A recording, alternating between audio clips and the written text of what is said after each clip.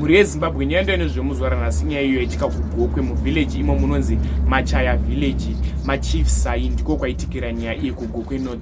Murume uyu anga ari mugari wekugokwe iye anonzi Penias Mhizha murume iye anga ane 30 years. Akaronga rwendo rwekushanyira sisi wake iye vanonzi Nerisa Dube mukadzi iye anga ati kurei anga akuzvigarira ega kukwekwe. After ashanyira sisi wake kukwekwe akasarudzwa kuti arida kurara pamba pavo nekuti nguva dzainge dzaenda plus semuenzi aisadzokera musi uyuyu.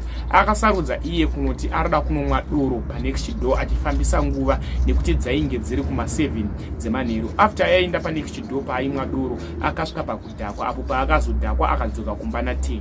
After dzoka kumba na10 akaudza sisi wake kuti ainge aneta akasvika achipiwa room yainge achifanira kurara. After arara murume uyu pamba apa sisi vachona vachitaura nyaya iyi.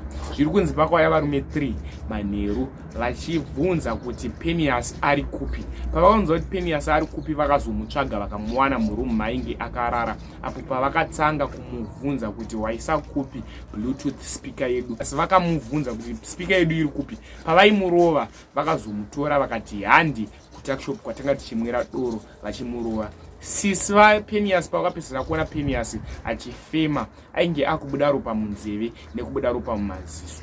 Sisi ava vakazama kukumbira varume ava 3 kuti ndokupai hangu sola kuti tiripe speaker yenyu yabiwa muchisanotsvaga speaker yenyu ndosanokubatisai sola pane kuti morova munhu muchimukuvadza. Vakaita nharo ndopavakatora Penias manheru kuma2 vakatanga kufamba naye murima vachimurova nezvakasiyana siyana. Vakasvika vakanomusiya patakshop apo pavakamusiya achibuda ropa munzeve nemumaziso ndopavakamusiya vakatiza.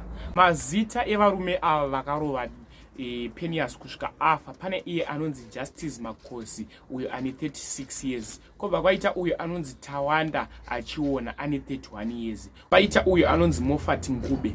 Varume vakuru kuita kutofunga kutoti turi zvimatumbu zvavo vachinorovera munhu speaker. Ende inenge iri ngozi yaunenge wazvipindzira mumusha, dzinenge dziri ngozi dzamadzishedzera mega mumusha. Ende ngozi aitange neweka apa pavari mujeri kutaura kunoku havasati vapiwa makore ekuti vari kugara makore mangani mujeri. Asi uri iwe uri kutonga varume ava ungavape makore mangani.